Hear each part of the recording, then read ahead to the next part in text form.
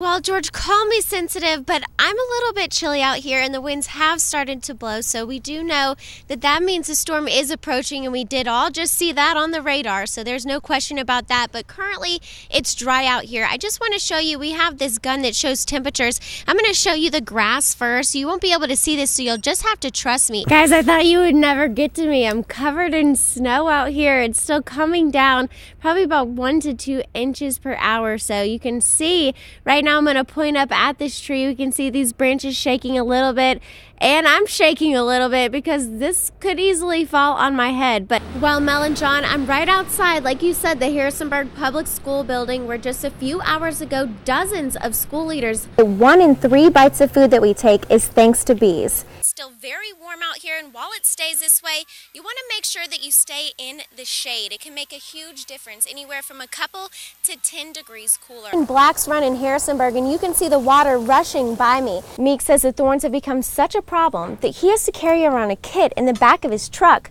just to repair his flat tires. Bob, Allison, I'm out here in northwestern Pendleton County on Elk Mountain, where they've seen over a foot of snow in the past 24 hours, some drifts up to 4 feet. You can see the snow behind me almost up to my waist. Do you remember the windstorm last year and what you needed when we were out of power for extended periods of time? Well, this weekend you can get everything you need, and it's all tax-free.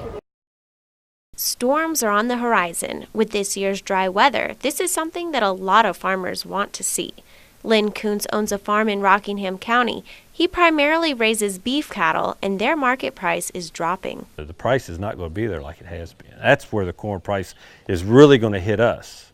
It's not so much the fact that we use a whole lot of corn here, but the product that we've got to sell depends on corn. The price of corn has skyrocketed over the summer due to the drought in the Midwest. Because the price of feed is higher, cattle farmers out west can't afford to pay as much for our local cows. It's bad enough to lose your grass and your labor, but when you flat out lose money on the animal itself, then it really gets in your pocket. In the spring, a lot of local farmers take out loans for the season. This year, they're losing money instead of gaining it. You know, with the price of cattle, we're talking a couple $100,000 loans, easy.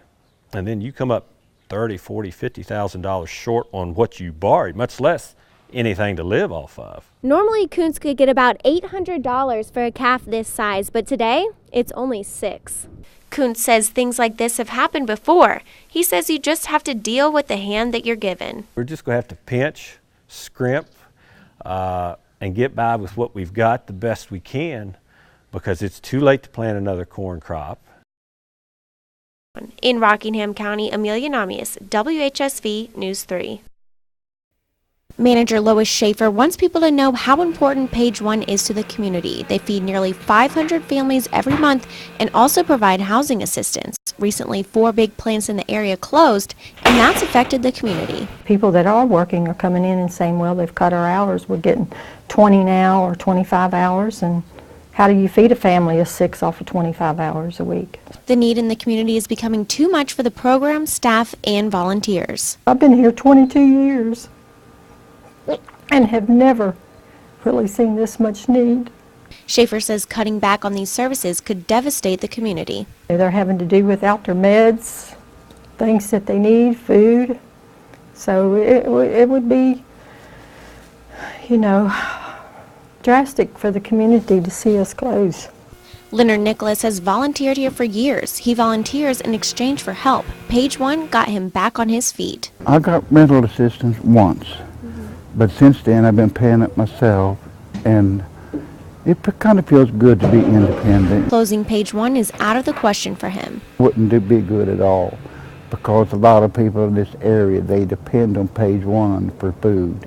It would be heartbreaking, really. And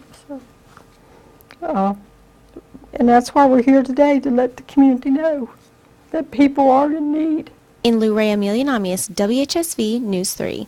Jonathan Overby lives and works at the Stonewall Jackson Inn in Harrisonburg. He says the reservation system is a closed network. No one can access your personal information. Our online system doesn't link directly to our reservation system. We have to manually input it, and that specifically is a fail-safe for this sort of thing. Internet security experts say it's not hard to do. Stacy Muma knows exactly how. In less than 10 minutes, I can set my laptop up to be in network and emulate, so that if I was in a hotel, you wouldn't know. In less than 5 minutes, Muma set up this network today. One of them's called Dubbies, and I created a second one called Dubbies.